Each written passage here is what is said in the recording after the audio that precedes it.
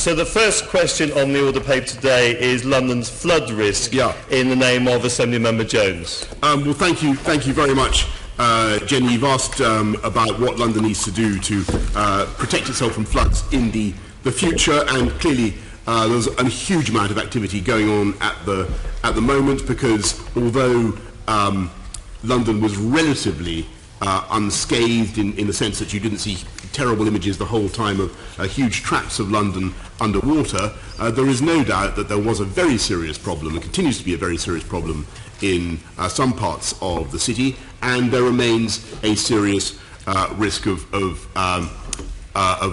fluvial flooding, and of course we are mitigating that in all sorts of ways. And you'll be familiar with the Drain London strategy that we are pursuing, the river restoration strategy I think we mentioned at the budget conversation, and we of course have written to DEFRA to make sure that London gets a proportional share of the £130 million flood recovery funding, and as well as an increased share of the national flood budget to reduce the number of properties at risk.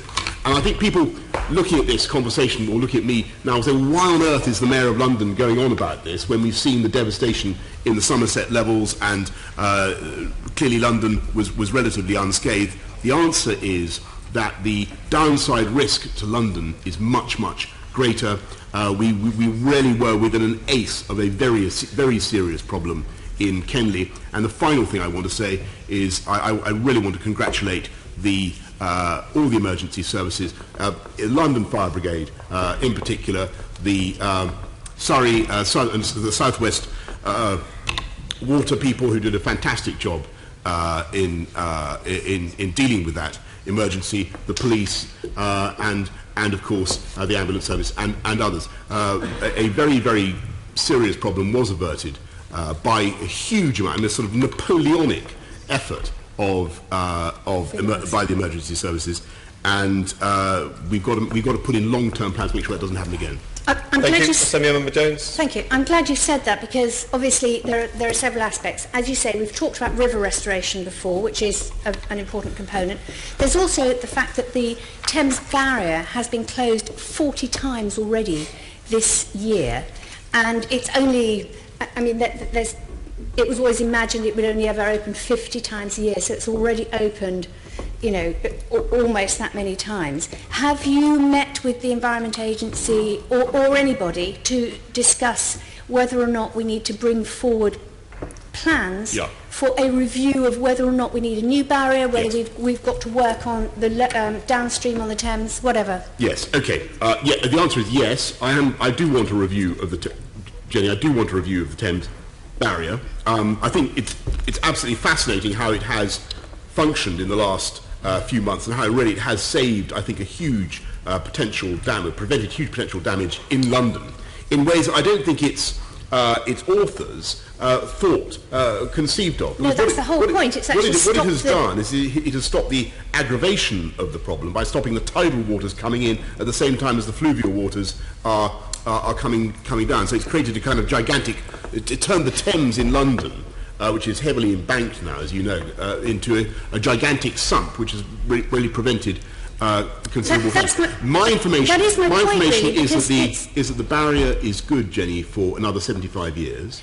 But clearly, in view of as you rightly say, in view of the many times that it has been in operation and continues to be in operation over the last few weeks and months, I think it's only prudent to have a full review of its operations. I'm glad. I mean, that figure of 75 years was obviously done on previous forecasts, and those previous forecasts now look as if they might not be quite accurate. Another aspect to avoiding flood risk here in London is the whole surface water issue, and the fact that we have so many paved areas, and your own London plan says there will be an increased risk of surface water flood risk. And so I'm wondering, what you're going to do about that. Are you going to have some sort of mayoral announcement that would encourage people not to pave over any more land and to put permeable surfaces in, or find other ways to actually make themselves safe? Because I think people don't understand the risk they're putting themselves under when they start, paving their gardens and so on. And all developments, of course, ought to have permeable surfaces.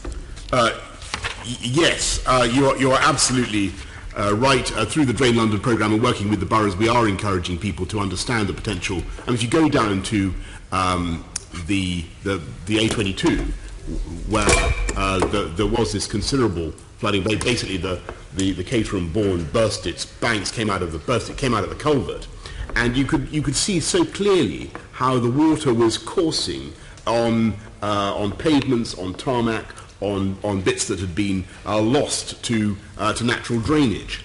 And so it is very, very important that we encourage people to not to concrete over their front gardens, if they possibly can, to think of drainage schemes, and yes, to plant more trees and to deculvert rivers in the way that we are. Could you also push the boroughs to produce all of their surface water flood risk plans? Because I think there's a sort of bit of a lag there. Could you actually produce more of them? Did you say? To actually do them. Yes. Because they've all undertaken to do them, but they haven't actually. I think they have a statutory obligation to do so, and I will certainly take it up with Jules and with London councils to ensure that they are. Thank you. Thank you very